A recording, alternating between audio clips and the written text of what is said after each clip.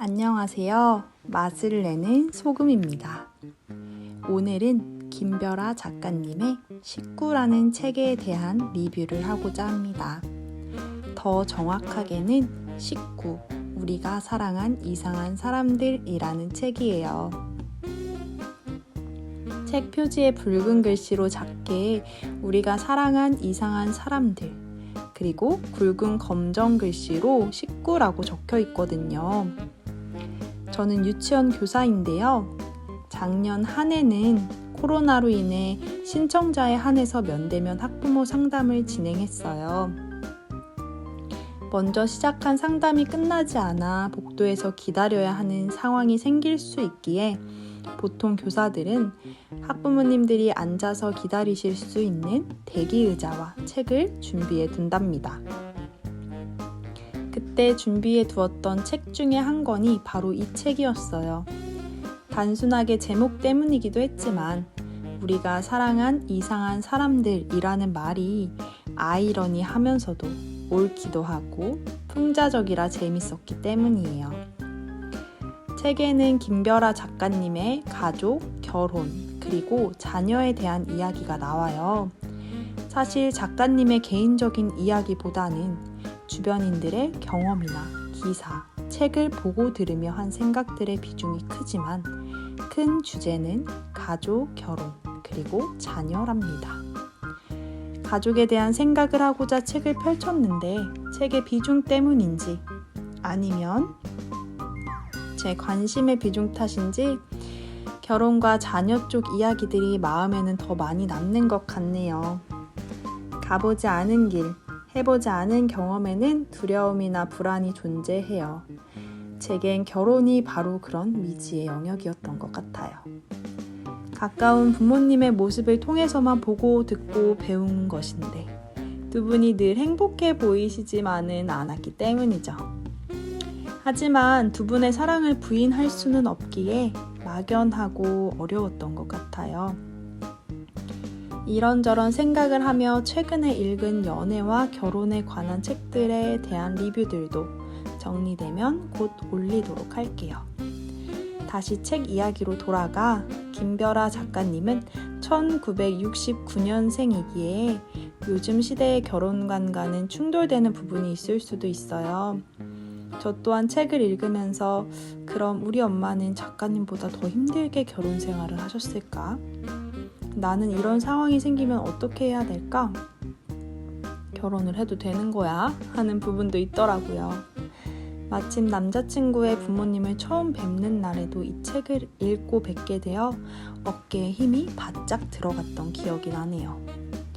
몇몇 기억에 남는 내용들을 나눠드릴게요.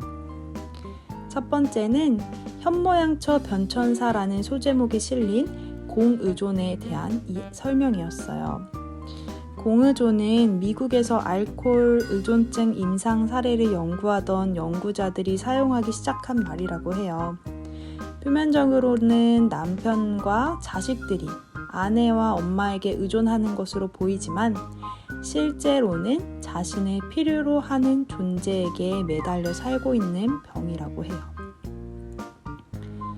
조금은 씁쓸한 이야기이지만 누군가에게 자신이 없어서는 안 될 존재로 여겨지며 인정받고자 하는 욕구는 사실 누구에게나 있잖아요. 내 정체성이 흔들리지 않는 범위 내에서 나를 지키고 사랑할 때 다른 사람에게도 매이지 않으면서 진짜 사랑을 할 수 있는 게 아닐까 생각해 봅니다. 두 번째로 행위 그리고 존재라는 소제목에 실린 존재와 행위 개념에 대한 이야기가 기억에 남아요. 존재의 감각은 아이의 존재 자체에 대한 긍정이라고 해요. 내가 존재하는 것만으로도 기쁘다 하고 말이에요. 행위의 감각은 부모의 말을 잘 들어서 돈을 많이 벌어서 인류대학에 들어가서 기쁘다라는 생각이라고 해요. 최근 첫째 조카가 유치원을 졸업하게 되었어요. 처음 우리 집에 찾아온 작은 아가의 모습이 생생한데 말이죠. 바라보고 있는 것만으로도 웃음이 절로 나게 해주었던 선물 같은 고마운 친구예요. 사실 우리 모두가 아무것도 하지 않아도 존재만으로도 사랑받기 합당한 사람들이랍니다. 알고 계시죠? 세 번째로 백지와 밑그림이라는 소제목이 실린 백지론에 대한 부정이었어요. 아이들을 백지처럼 생각하고 무엇이든 그려 넣으려는 일부 부모들에게 던지는 일침이었어요. 100만 명의 사람들에게는 100만 개의 삶이 있고 모두 다 다르다는 것을 존중해줘야 한다는 거죠. 사랑이라는 이름으로 너를 위한다는 명목하에 사실은 자신의 욕구를 위해 아이들에게 부담을 안겨주거나 상처를 주고 있는 것은 아닐지, 누군가의 삶에 큰 영향을 주는 부모이기에 자신을 종종 돌아봐야 할 것 같아요. 과거 학부모 상담을 할 때 신기한 경험을 했어요. 한 남자아이의 어머니가 걸어 들어오시는데 평소에 보았던 아이의 발걸음과 똑같으신 거예요. 이 밖에도 또 다른 어머니와 이야기를 나누는데 아이의 말투를 꼭 빼다 박은 듯 똑같아서 놀라웠어요. 아이는 부모의 거울이라는 말이 있어요. 저는 제 부모님의 거울일까요? 아직 자녀가 없지만 아이에게 제 모습을 발견한다면 어떤 기분일까요? 그렇다고 너무 부담은 갖지 말자고요. 부모 또한 처음 부모가 되었기에, 좋은 부모로 자라나고자 애쓰고 있기에, 오늘 하루는 처음 맞이한 하루이기에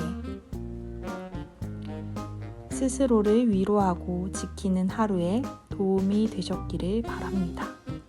누군가의 시선에서 노연하는 일은 스스로를 위로하며 지키는 일이다. 245페이지. 그럼 지금까지 들어주셔서 감사합니다. 우리 또 만나요. 안녕.